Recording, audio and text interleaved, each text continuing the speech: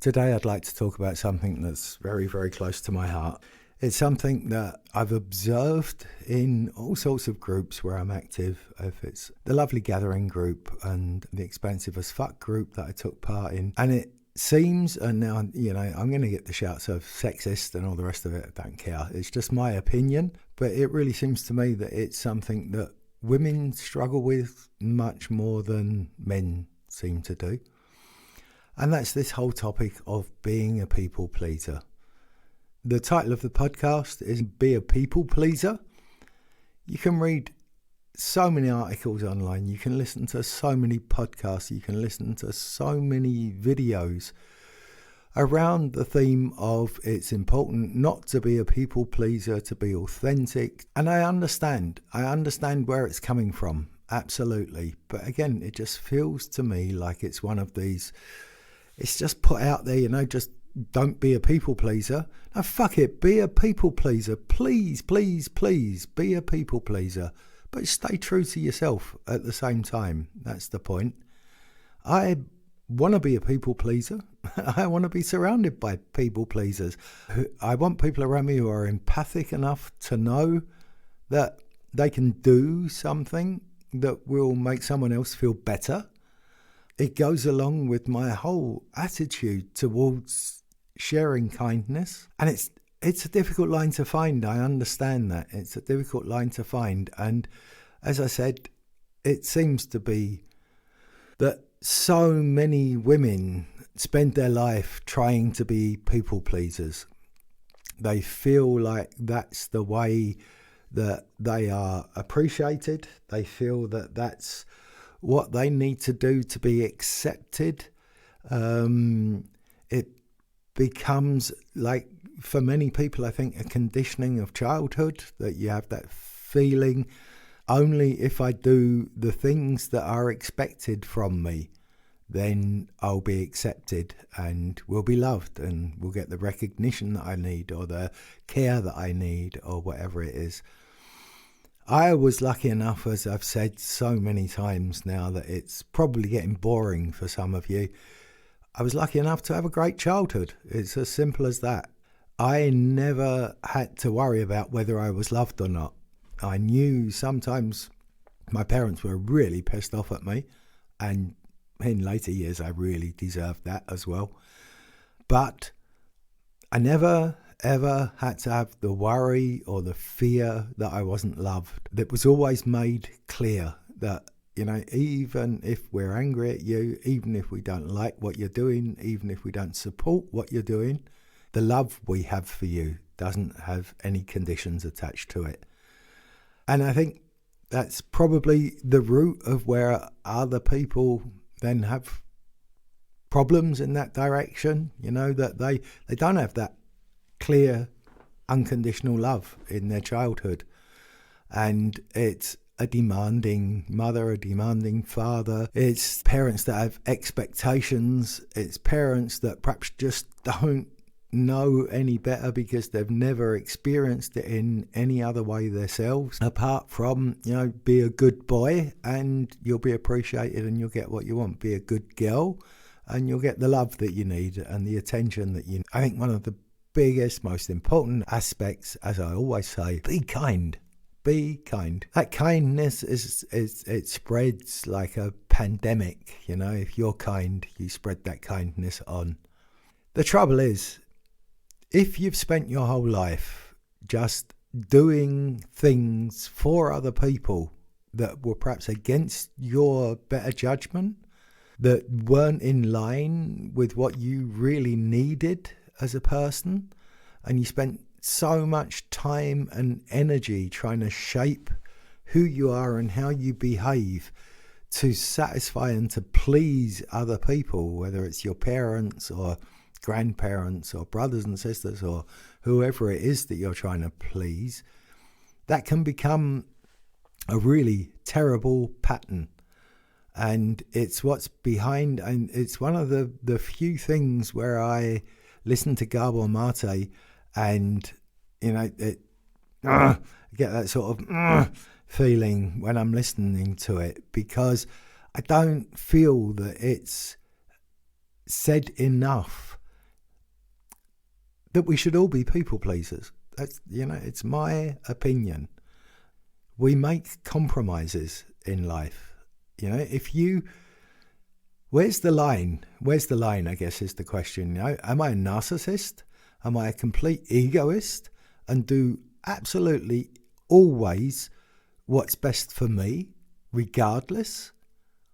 That can't be an answer either, can it?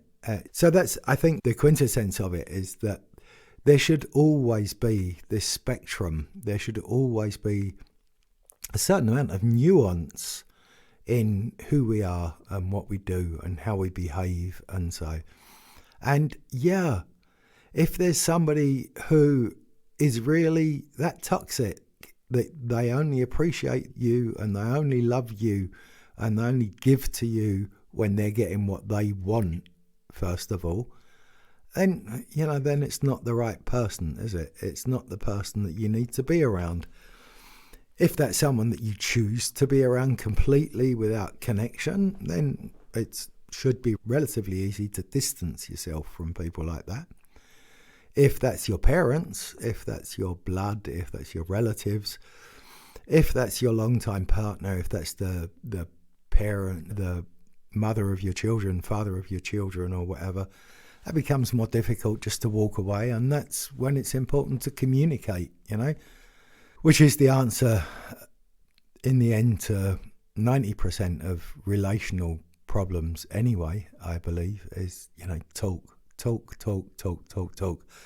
I know I drive my current nearest person, as it were, completely crazy that I put such huge demands on her to talk and to communicate with me. And I know I don't make it easy for her. And I know that it's something that meets with a certain resistance from her side. But things have changed so much. We are able to have the most difficult conversations. We're able to have the most intimate of conversations. But you have to make room for those things, you have to practice and you have to make room for them to become better. I've already done the episode where I talked about non-violent communication and what a valuable tool that is, and at this point I'd just like to remind you of that you can look into it. Marshall Rosenberg and non-violent communication. It's just a really simple, basic procedure to start with to make it easier to have the conversations that you need to have. Maybe it's got also something to do with if you feel like you're expected to do something. There's a huge difference to seeing that there's an opportunity to be kind, seeing that there's an opportunity to please a person, and doing it of your own free will, as opposed to, as I say, somebody demanding, which also becomes then complicated because sometimes people do demand, but that demanding, that requesting comes from a place of real need from their side, and it's like, I know that this person could help me with this situation. They might not want to because it might not be in line with their long-time goals, with their long-time thoughts. I think if there's a good basis of communication there, and if there's that much honesty there, then it should be possible to say, this is what I need, this would really help me at the moment. And that there's room enough for the other person to say, yeah, okay, I'd rather not, or I'll do it for you because I know it'll make you feel better. Or to say, no, I'm sorry, but at this moment I can't give you that. I can't do that, what you need. And I think that's again a crucial point, that if you feel like somebody's going over your borders and that, somebody's expecting too much for you, or someone is perhaps demanding too much from you, then you have to be able to say no. That's really important. If you know that it's going to be absolutely to your detriment. It's just such a minefield, isn't it? Yeah, and like I say, I just feel like there's so much in awakening or development or forward movement or whatever that many of us are trying to achieve, that is just, again, based on simple one-liners, How to stop being a people pleaser. I could cry every time I see it. Please don't stop being people pleasers. Just moderate it a little bit, Find your level. Look carefully at the decisions that you make. Don't be afraid to change your mind. I think that's really important as well. You can change your mind. You can, in both ways. You can have that, perhaps it's a reflex and you're doing something as a people pleaser, and maybe you come to that realization. Then have the conversation. Say, look, I'm sorry, but this is not good for me, and I don't want to do this, and I don't feel like I should need to do this to get your appreciation or get your love or whatever. And just the same the other way round, Perhaps you've said no because you're feeling a bit tired, you've had a hard day, you're a bit pissed off, you're on edge for whatever reason, and it's predominant in your mind at that moment, that there's demands being set on me again. And so you react to that situation, and then, no, not going to do that, can't do that, don't want to do that, whatever, that's not good for me, no, I'm not going to do it.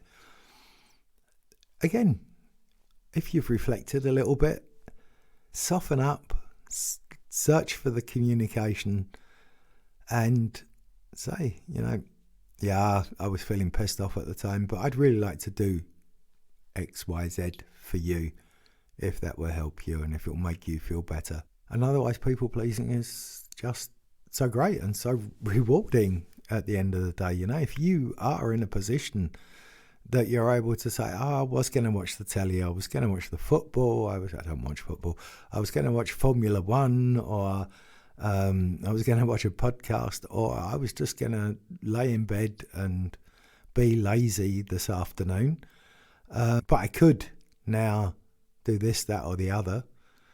My experience is definitely that sometimes on my very worst days, when I am aware of every self-help book that I've ever read, every podcast that I've ever heard, every well-meant advice that I've ever picked up from someone.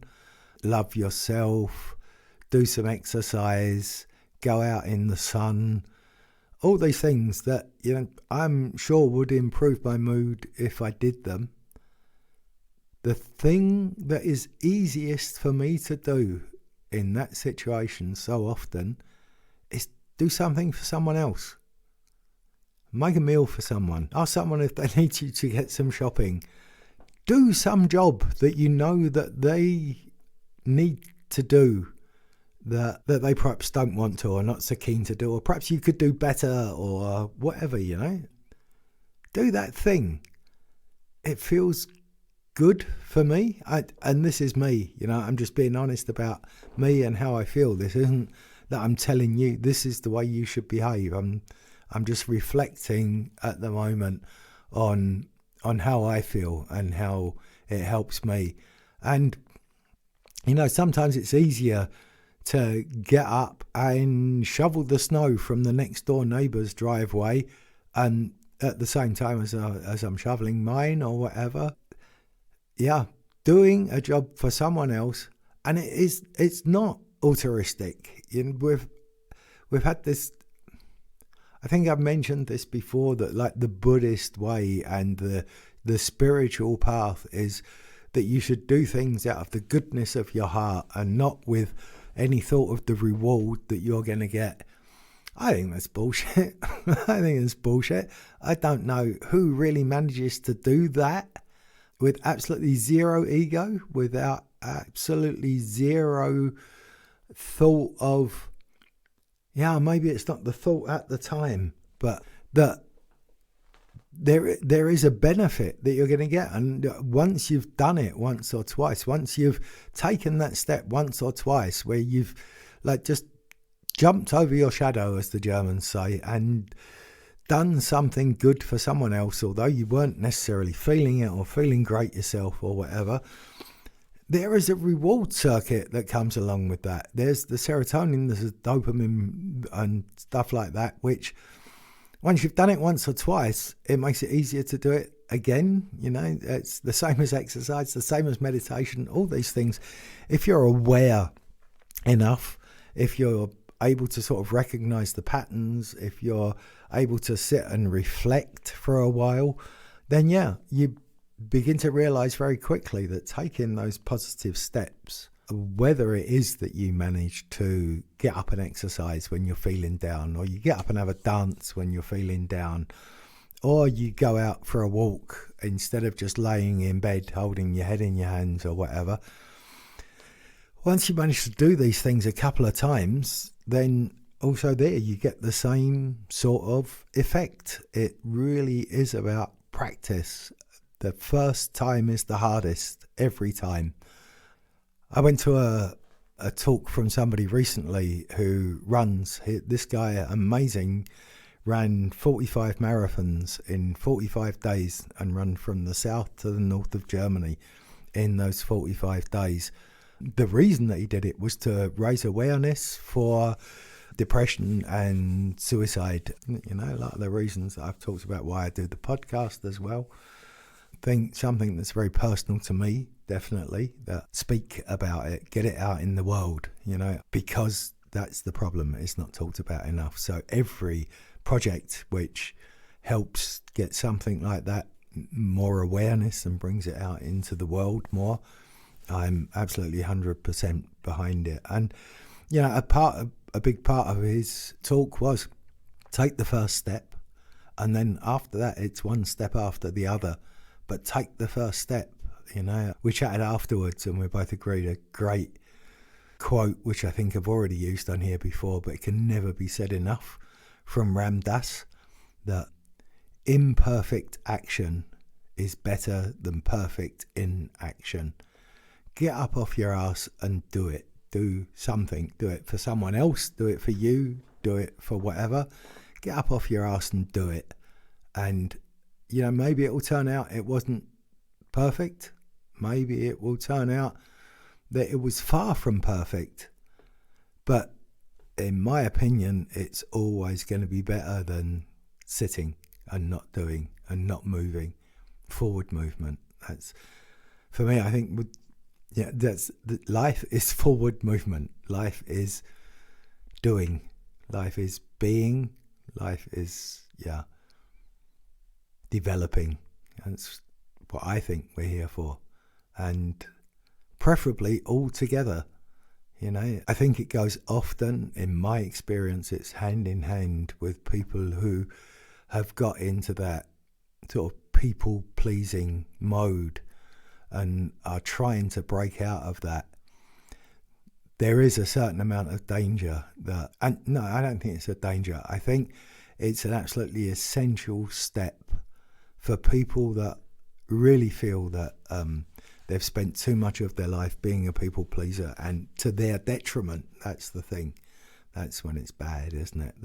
That you know that by being a people pleaser, you're not achieving what you'd like to achieve. You're not being who you'd like to be.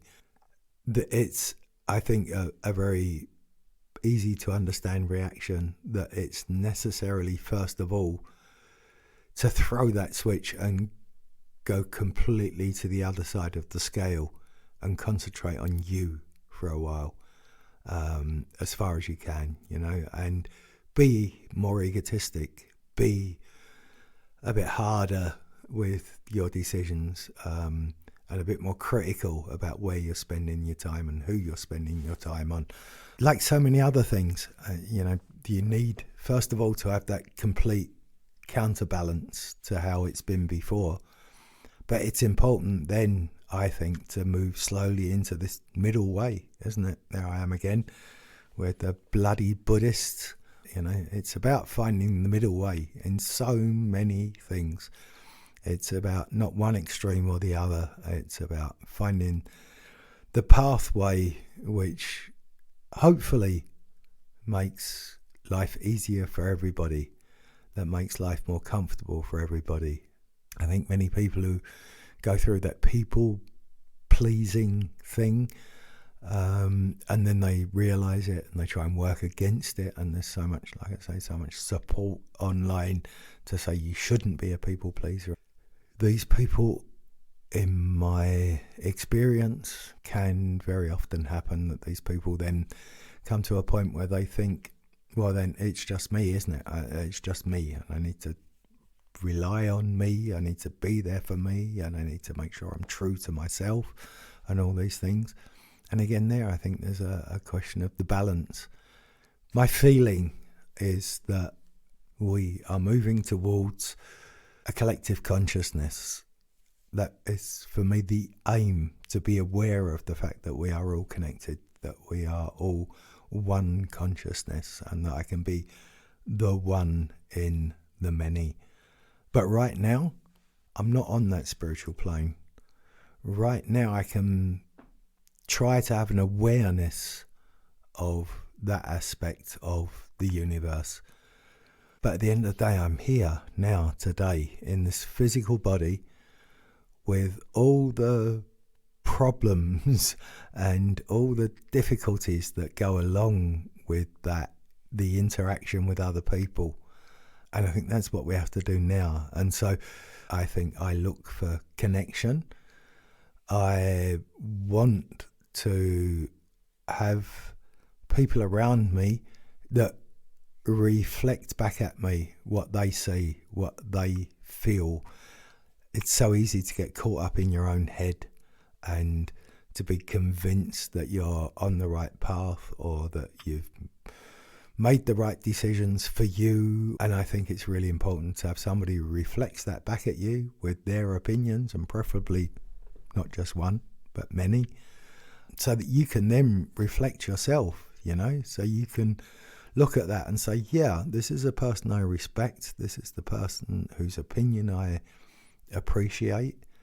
Do I agree with what they've just said? If I let go of my ego for a moment, if I take a step back and step out of this ego-driven I at that moment, can I see aspects of what they're saying? Can I appreciate aspects of what they're saying?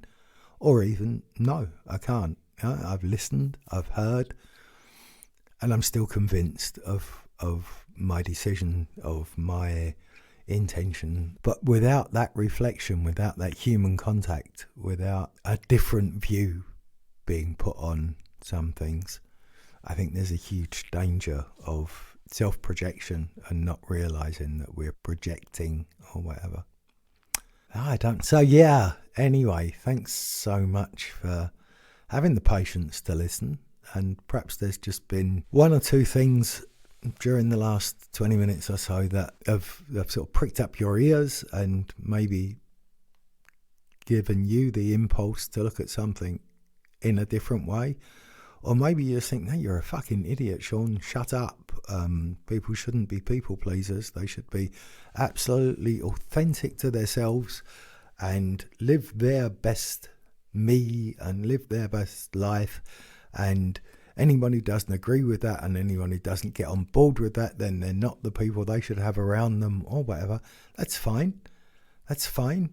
I'm not here to change anybody's mind.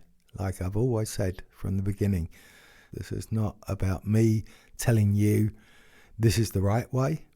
This is me telling you what I think, me telling you what I feel, and me telling you sometimes what I've gone through on a more personal level. As always, if you've enjoyed it, if you've got any comments you'd like to make, I really, really, really appreciate it if somebody sends me a mail, sends me a text if they know me personally, or sends me a text on Instagram, or posts a comment somewhere. It would be great if you're listening to this on any platform whatsoever to give it a like if you liked it, maybe make a comment or something like that, just because that helps me with the aggregation to get it out to more people than it would otherwise. The address, I'll give it to you again. Shaun, that's SHAUN, at LO. That's the League of Mindful Gentlemen email address. Drop me a line, make a comment somewhere. Whatever you fancy, or whatever you don't fancy, then don't. The most important thing is that you take care and that you be kind.